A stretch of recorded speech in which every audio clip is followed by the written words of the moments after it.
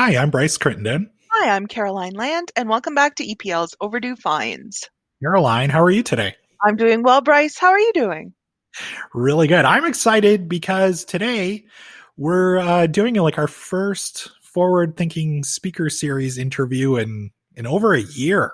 Yes. So it's nice. It seems like things now are slowly getting back to normal because we get to do more of these interviews with all these great speakers that we're bringing to Edmonton, right? Absolutely. And not only that, but it's been a while. The last couple episodes have just been you and me speaking. This was nice to have another person to share on the podcast. Yeah, absolutely. So, of course, today we are chatting with Irshad Manji, who will be presenting at our first virtual Forward Thinking Speaker Series event on February 18th. Her presentation is called Moral Courage for Messy Times. The event is presented in partnership with the Peter Lougheed Leadership College, with assistance from Mercier and Mercier National Bank Financial, Edmonton Shift Lab, Edify Magazine, and the Calgary Public Library. So we're working with lots of great partners on this one, and we're really excited to bring Irshad's talk to really everybody across the province. And the best part about this presentation is it's free. You can sign up and you don't have to get there early and try and find a seat in the back and sneak in. Get to sit on your couch for this one. So it's going to be a great event. I love the title of Moral Courage for Messy Times and just how that just feels so evocative of where we are at right now. Yeah, absolutely. So for those not familiar with Irshad, she's the author of a book called Don't Label Me, An Incredible Conversation for Divided Times. And she's the founder of the Moral Courage College, which teaches people how to do the right thing in the face of fear. She's also a prize-winning professor. She currently lectures with Oxford University's Initiative for Global Ethics and Human Rights. I kind of felt a little bit out of my league here today doing this interview. Irshad has some really interesting points that obviously she's going to touch on during her presentation with us, but just in the talk that everybody's about to hear as well. You know, we've mentioned this a couple times, moral courage, and that comes up a lot here just in our interview and what Irshad has to say about her presentation. But, you know, the idea of having moral courage, especially in 2021, because, you know, I don't think that it seems like everybody's more divided than ever. So, you know, whether it's politics or especially too with the pandemic, just people, even something as simple as not wearing masks. It's we definitely are living in divided times. And Bryce, I just want to go back and say to have confidence in yourself, because one of my favorite things from Irshad Manji's bio is that she's the recipient of Oprah Winfrey's first Chutzpah Award for boldness.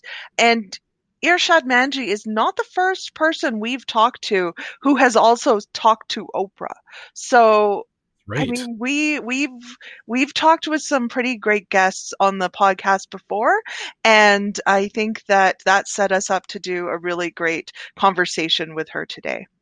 Yeah, absolutely. I think everybody's going to really love this talk, you know, about talk about freedom of expression, moral courage, kind of standing up to do the right thing. I think people are going to really enjoy this interview today. I think you're going to learn a lot. And yeah, we're just so excited and thrilled to be bringing it to you. So without further ado, we present to you our interview with Irshad Manji.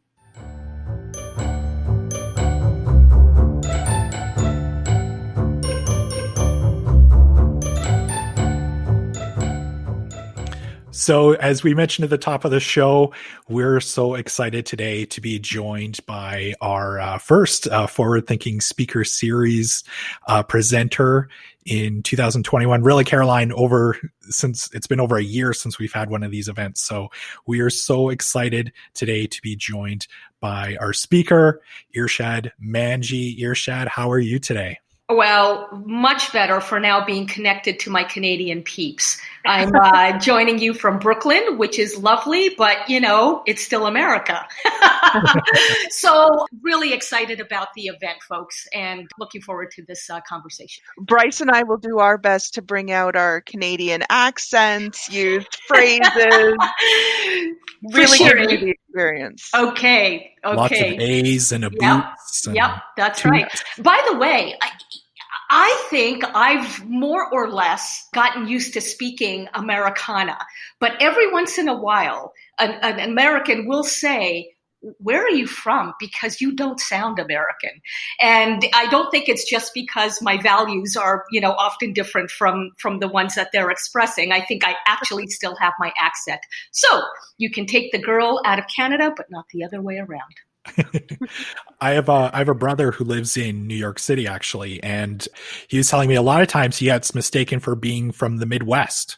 That's right. That's right. He'll say like please and thank you a lot or sorry. And then they're always like, are you from like the Midwest, maybe Minnesota or something like that? He's like, no, I'm Canadian. They're like, oh, okay. Oh, yeah. Well, okay. That explains it. That's right. That's right. So obviously you mentioned that, I know that you, I believe you grew up in Canada, but you currently obviously live in the US. Can you share a little bit of your background, a little bit more of your background with our listeners? I sure can. So I'm actually a naturalized Canadian citizen. My family and I all come from East Africa. Uganda specifically. We were booted out by General Idi Amin back in 1972. Legitimate aspiration for independence really congealed into this ideological fever called Pan-Africanism. And what it meant was, in practice, that Idi Amin literally declared Africa only for blacks. Africa belongs to blacks. Now, my family doesn't have black skin. We have brown skin. And Uganda was the only country we knew for several generations. And yet, suddenly, we were declared not to belong. And on pain of execution, we had to flee Uganda.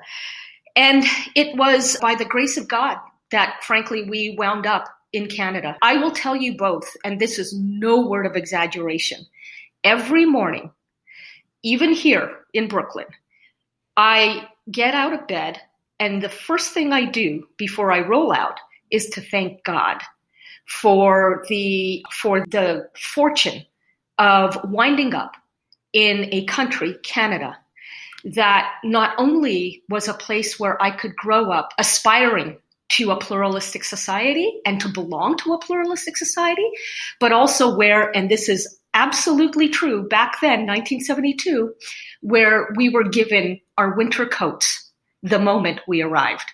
So not only did we get peace, we got fleece.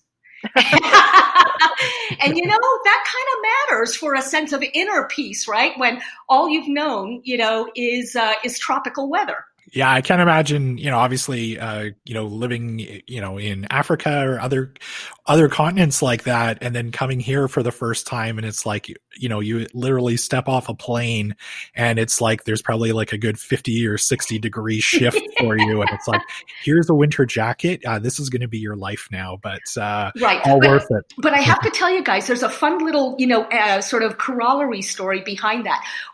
Our first port of entry was Montreal, and my mother actually knew French, and still does, of course, because she grew up in the Belgian Congo. Well, the immigration officer asked my mother in French, "Why do you want to settle in Canada?" And my mother, fearing deportation, because after all, she was talking to a government official in uniform, she said, "Well, Montreal begins with the letter M, and our family's last name begins with the letter M, so maybe Allah thought this was the right fit." Now, she was just thinking on the spot here. And again, the immigration officer in French told her, "Madam, I am not going to deport you, I promise. It's just that I see your 3 children, and they're all dressed for tropical weather. It's October 31st, 1972. Have you ever seen snow?" And my mother, not quite getting the point that she wasn't going to be deported, replied, "No, but I can't wait to."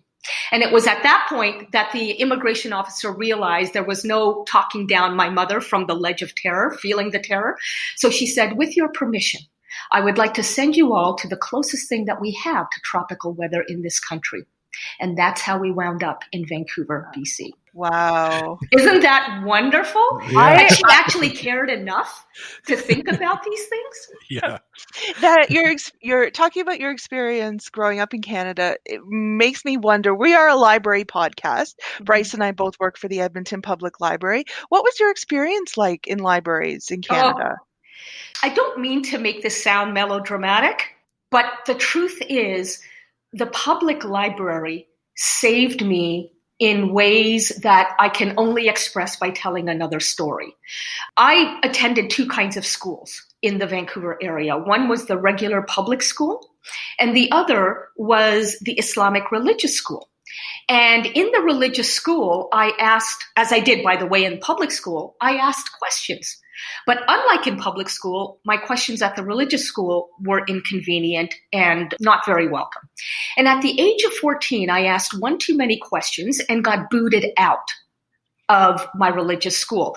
So when I got home, my mother had already received the phone call, and I said, Ma, you need to understand something. Just because I've left the madrasa does not mean I've left Allah. Just because I've departed the building does not mean I've left God. And she said to me, look, I know that you like to think, and I know that you're very curious. So I'm not going to force you to ask for forgiveness. What I will ask you to do, though, is think about what you're going to do every Saturday now that you are no longer welcome at the madrasa. And because she expressed her faith in my ability to think independently and to be responsible about it, I decided I would spend every Saturday at the public library, where I read everything I could about belief systems, cultures, religions, and it was there that I discovered that Islam has its own tradition of independent thinking, of questioning and reasoning and debate and dissent and even reinterpretation.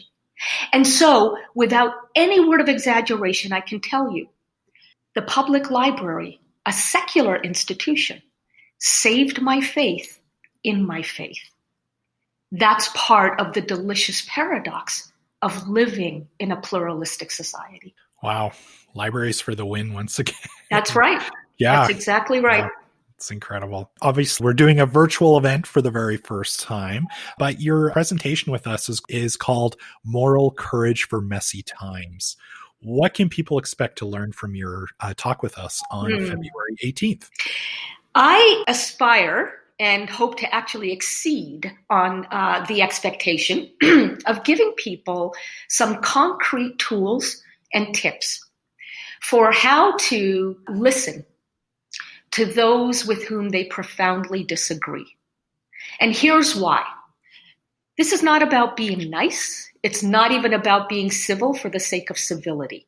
I mean, much harm has been done to humanity in the guise of civility. No. That's not it at all.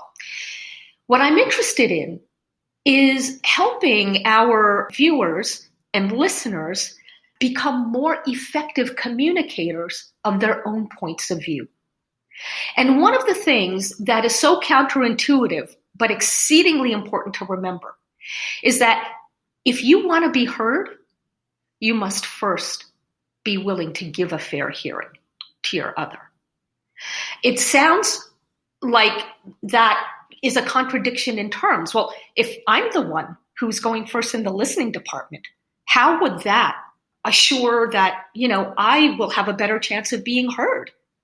It's because of the way our brains work. The neuroscience and the cognitive psychology behind what I teach on February the 18th, I think will help all kinds of people depolarize relationships and create new relationships. And the reason I think it's important to even do that, depolarize, is that we are living at a time, as the title suggests, very messy time, when we nonetheless have some really existential issues that we've got to solve. Obviously, the climate crisis ranks right up there. But so does deepening socioeconomic disparity, mass migration, exacerbated, by the way, by the climate crisis, the unintended consequences of artificial intelligence and automation, and of course, rising populism throughout the world, including, by some measures, in Canada.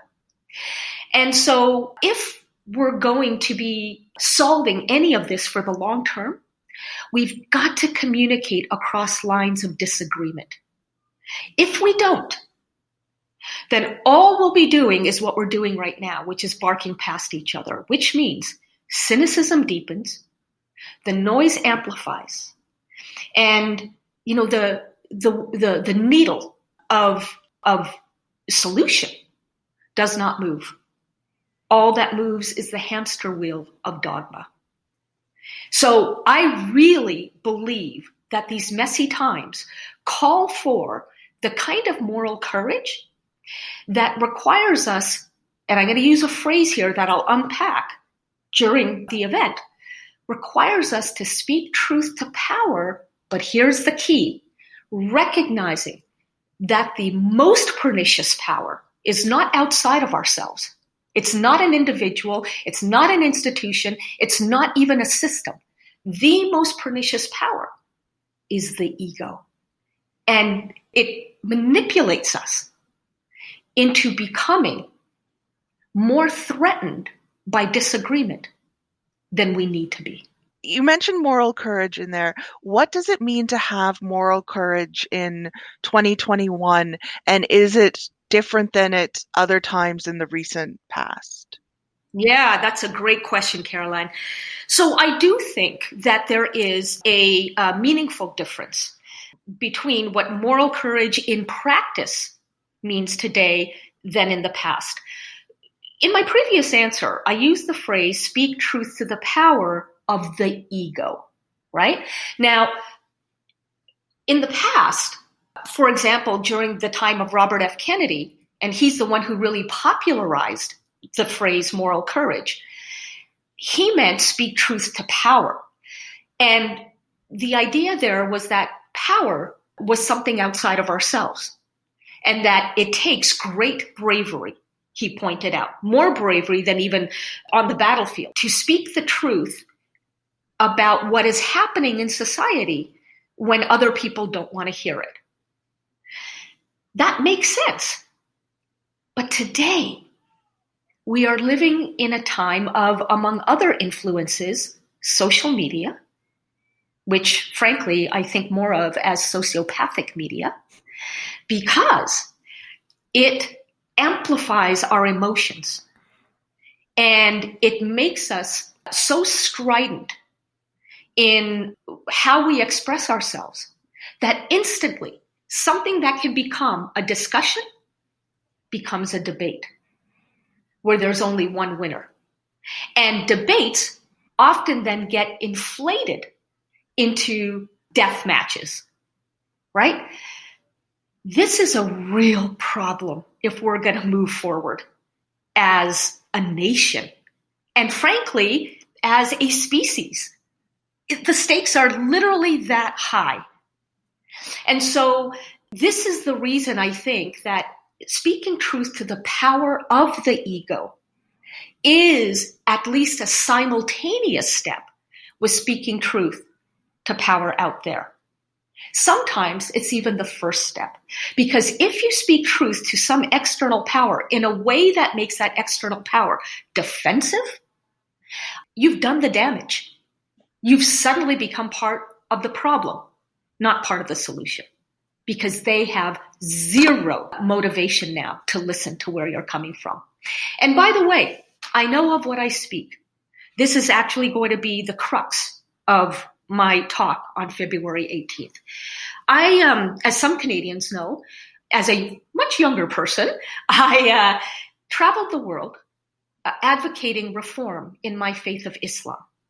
Shortly after 9/11, I wrote a book called The Trouble with Islam, which then became retitled The Trouble with Islam Today, because I saw how even the title made my fellow Muslims needlessly defensive and therefore stopped them from being willing to listen to my message.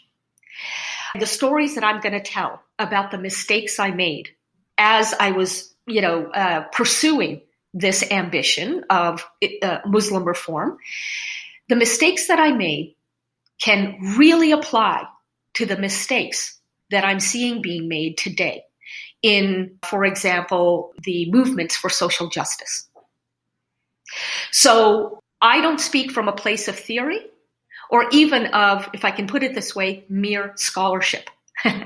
I speak from hard experience as well. And boy, if I knew then what I know now, well, let's put it this way.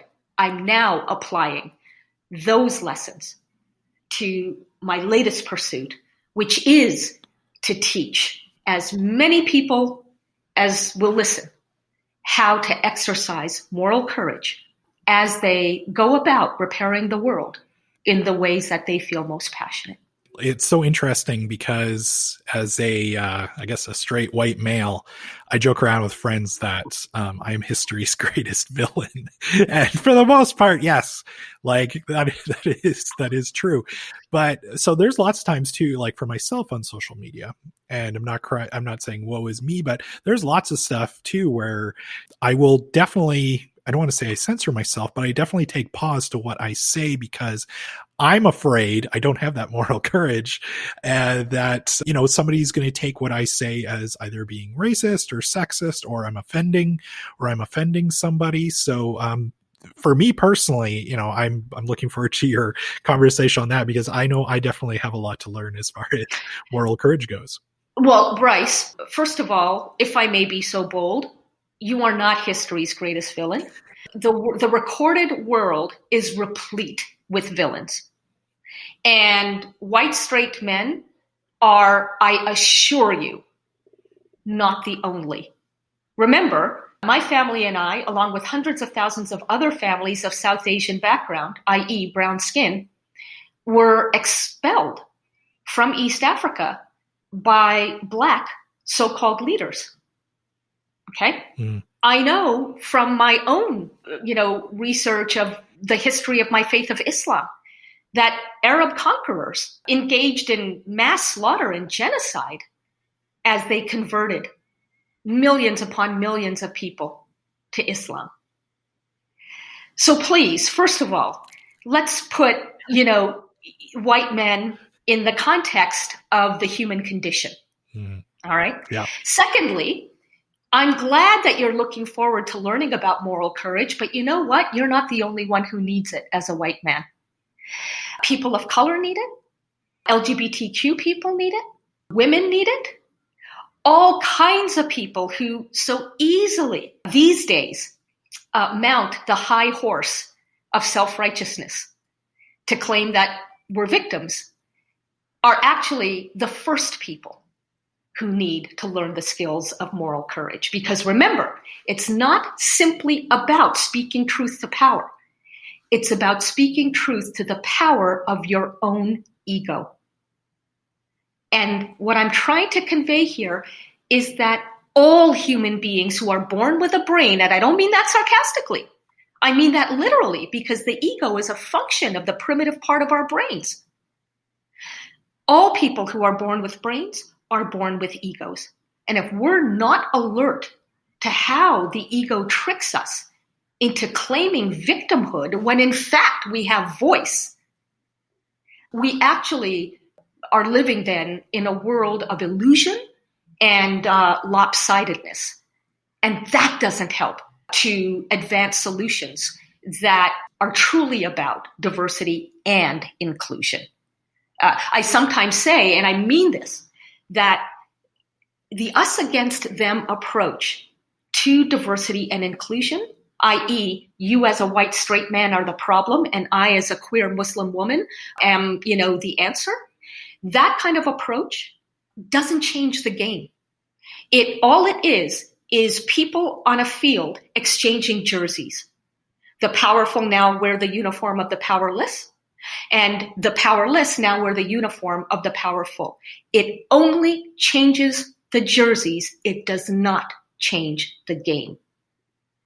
And we are in a moment, thanks in part to the pandemic, which many people realize is trying to teach us something, even if we can't quite articulate what that something might be for us. But we are in a moment in history where we have the opportunity to change the us versus them game. And again, that's part of what I not only hope to convey on February 18th, but hope to teach all kinds of people how to pursue it in everyday life. In, I believe it was 2019, you did a video for Time Magazine's Ideas. And one of the things that you mentioned there was that we live in hyper-polarized times. That was coming to my mind as you were talking about social media. Has social media played a part in that polarization? And what are some other contributing factors to that? It sure has. It sure has. Which, by the way, does not mean that social media in and of itself is the problem. For better or for worse, I actually believe in something called free will. I actually buy the idea of consciousness, meaning that we are not automatons as human beings. We are not robots. Our destinies are not predetermined by the way our brain operates. We actually do have choices, and we must make choices, which is why most of the time, in the way I use social media, it is to compliment and applaud people rather than tear them down. If I'm going to call out, I'm going to call out with intentionality. I'm going to call out by being fair about how hypocrisy exists all across the political spectrum. So how we use social media is the key, not the fact that it exists. And there are other contributing factors for sure. I'll tell you one that, again, I don't hear very much about. Outside of social media, there is mainstream media. There is the reality that newspapers, TV networks, and radio stations are increasingly moving to a subscription model, because advertising, given how fractured the media universe is, advertising is not nearly as profitable a spend for companies these days as it was, say, 20 years ago. Now, because media are moving increasingly to subscription, here's what we need to remember. People will hate watch, hate listen, and hate read something, but they will not hate pay for something, which means on a subscription model, these media outlets are incentivized to confirm the biases that already exist within their audiences, because audiences are paying to be agreed with, not to be challenged. And that makes these echo chambers and these filter bubbles all the more destructive. So I know, I think both necessary and sometimes convenient to focus on social media, but there's a lot more going on than just social media. And again, it's a choice that we make as consumers of media for how we either get played by our confirmation biases or we stand up to them by exercising moral courage. So I know we're running out of time, but what's one thing that you want people to take away from your presentation with us on February 18th? I would say, just on the spur of this moment, the one thing is that when you believe passionately in a cause or in an idea or in a belief system, that's fine. That is, that's part of what makes you, you. But you also need to understand that if you're going to have any impact in conveying why it is right to believe what you believe, then you're really going to have to learn to communicate it in a way that builds bridges rather than walls. So here's the paradox that I'd like to leave our listeners with. You can stand your ground and at the same time seek common ground. Now, that's a contradiction, many people will say. And on February 18th, I'll unpack why not only is it not a contradiction, but why the martial arts master, Bruce Lee, would actually be very proud of us for unpacking this seeming contradiction and then practicing it in our everyday lives. So I hope I've, whetted the appetite of some people who think, what the hell is she talking about? No, I think you've definitely have now had a lot more people sign up for your event, because I think it's going to be amazing. Before you go though, one thing we always like to do with our guests is we like to kind of end all of our kind of interviews with, not that our questions weren't fun today, but we always like to end on something sometimes a little bit lighter called our quick roundtable questions. So if you don't mind, we've got a few for you today before you head off. But so I have to ask, obviously, since you live in Brooklyn, is there a hidden gem place or maybe a restaurant that you would recommend that people check out once they're safely able to visit there once again? Yes. So it's not a hidden gem in Brooklyn. It's a very well-known gem. But if you live outside of Brooklyn, you probably won't know about it. Just a couple of blocks from where I live is a diner called Tom's. And in pre-pandemic times, and by the way, it is still operating. I actually have checked this out very recently. Thank goodness it's still in business. And in pre-pandemic times, on a Saturday, on a Sunday, there are lineups outside of it. But here's the beauty. Tom's so loves its customers that they will hand out in actual glass mugs, not even paper cups, coffee with, your choice of sugar and cream, should you want it, to people in the lineup in order to, keep ourselves warm and look forward to the bigger experience inside. So Tom's Diner in Brooklyn. Nice. Okay. So, of course, we know you love dogs. Don't Label Me, of course, is dedicated to your late rescue pup, Lily. Basically, the book is you having a conversation with her, which was really amazing to read. So we have to ask, do you have a favorite dog in pop culture? Oh, wow. Interesting. Do I have a favorite dog in pop culture? Well, I don't think I do. And I think it's because I'm still so in love with Lily that, she is my North Star. That said, I will tell you that the only things that at moments in months in the pandemic that have gotten me through with any, hope and resilience are the novels of Albert Camus. We'll put that aside, and Instagram feeds focused on dogs. Yeah. So, Camus and canines, and not necessarily in that order. Nice. As we've mentioned throughout the show today, this will be a virtual event that on February 18th. Do you have a pre-presentation ritual that you do? And is it different for a virtual event? And if it's top secret, that you can. That's cool too. That you can just say that is trade secrets. Yes, exactly. Some of us do have to protect our patents after all. But I will say this: I get nervous. I get very nervous, and as part again of my gratitude to God, before I roll out of bed every morning, I also cast my mind to what will be happening that day, and in our case, that evening. And I ask God to help me be the most articulate and the most truthful that I can be. And I guess you would say that is my pre-presentation ritual, but it doesn't happen immediately before the presentation. The heart beats fast. Forgive me for being this personal, but the armpits get a little sweaty just beforehand. but I do need, the grace of my Creator to ensure that all will go as it needs to go.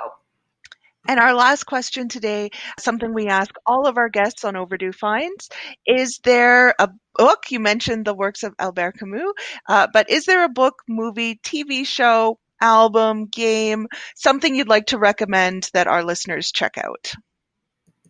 Yeah, this will be a weird one, but so be it. So on Netflix, there are 2 seasons of a show called Afterlife, and it stars Ricky Gervais.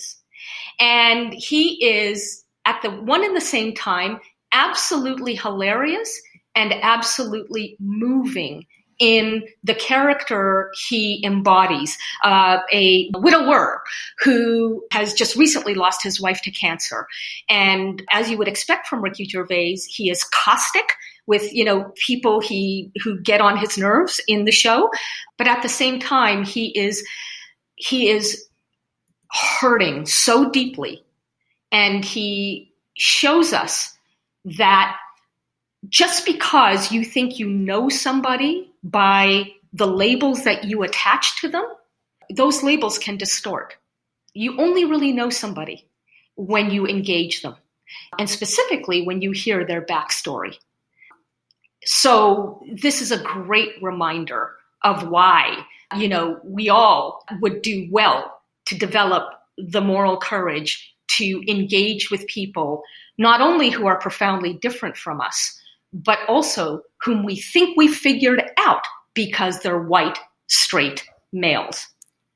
And that's the kind of arrogance on many of our parts today that prevents us from learning so much about what makes the world and humanity tick. Well, this was absolutely fantastic. Thank you so much for joining us today, Irshad.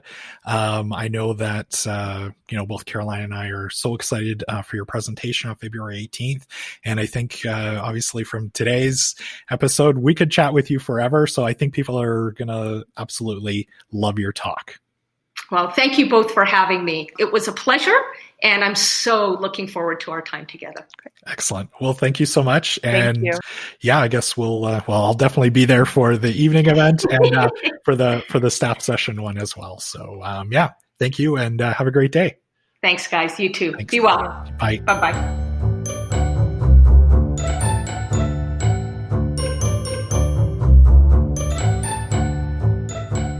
Caroline, it was fantastic getting to speak with Irshad. It's funny because I have chatted with her before this, just with kind of setting up her event with us. It was amazing to get to talk to her again because she's absolutely brilliant. How did you enjoy her interview? I learned a lot anyway. Yeah, I loved her openness in sharing her own story and her own journey with us. Both the pieces where she's reflecting in the if I knew then what I know now or what you might do differently, but also the story of her mother with the government official when they arrived in Canada. Like I would watch this movie. I can't wait. Hopefully maybe one day it'll be in development to see this story of what it's like to arrive and not having seen snow and then suddenly be living in Canada. So yeah, I just thought it was a really great conversation. We have to talk about too the bravery as well, just with her first book that she published called The Trouble with Islam Today. I can't imagine, obviously, she talked about in our interview with us how obviously she's Muslim, but also she's a lesbian as well. So that, and, coming out with a book like that, it took a lot of bravery and definitely moral courage to publish something like that. But, she's coming obviously from a really, really great place in that, we are so divided right now. And, it's really important to obviously express yourself, but also more importantly, listen to what others are saying, especially if you don't necessarily agree with them. Mm-hmm. Before we kind of wrap up today, Bryce, I wanted to ask you, do you have a favorite pop culture dog? Oh God. I think maybe Astro from the Jetsons. Oh, that's a good one. yeah, like he set the standard. Like if you think about the way, if you think about like pop culture dogs and, animated ones where they talk, like Astro set the bar high with his, Roarge and everything like that. So Yeah. Astro probably, or Doug from Up. Yes. How about you? Probably Eddie from Frasier, I think. Oh, okay. A Yeah. very, very well-trained dog who was often used to do kind of like the silent film-esque endings jokes for the episode. I think that, it's hard to have an actual live animal and have it play out consistently really well. So I don't know. I'm going to go with Eddie from Frasier, and maybe I'll share some more favorites when I think of them later. Absolutely. So no, this was a fun episode. I was so glad we got to speak with Irshad. I know she's extremely busy, so it was great for her to make some time out of her day for us and talk about her work and her presentation. Which, as we mentioned at the top of the show, tickets are free for it. All you have to do is go to eventbrite.ca, search for her event, and you can register there. We also have a direct link to it on our website at epl.ca/speaker series. We'll have a link to up on the main page of epl.ca, and you can go there, click the link, register for free. It's going to be a great talk. I know she is going to take questions from the audience as well. So this is it's going to be an important talk, and I think people are really going to enjoy it. We hope you've enjoyed today's episode. Please make sure that you're subscribed to the show so that you get all of our new episodes. You can also leave us a review on Apple Podcasts. We love getting reviews. Even most importantly, tell a friend about the show. Yeah, of course, we'd love to hear from our listeners. So if there's a certain topic or a person that you would like us to interview or chat with on one of our next episodes, let us know. You can reach us on Twitter at epl.ca or email us at podcast@epl.ca. And don't forget that you can share your thoughts about the show with us on Twitter by using the hashtag EPL Overdue Fines. I'm just going to jump in here and say that I love that we're still promoting our social media even after everything that was said about it today, because there is the opportunity for conversation. There is, absolutely. So get on there and tell us what you think. Absolutely. Even a straight white guy like me, I'm going to do my best to have my moral courage. And if there's disagreements, I will, I'll do my best, and we're here to listen and here to talk. So reach out to us. We love hearing from our listeners. So thank you for listening, and we'll see you next time.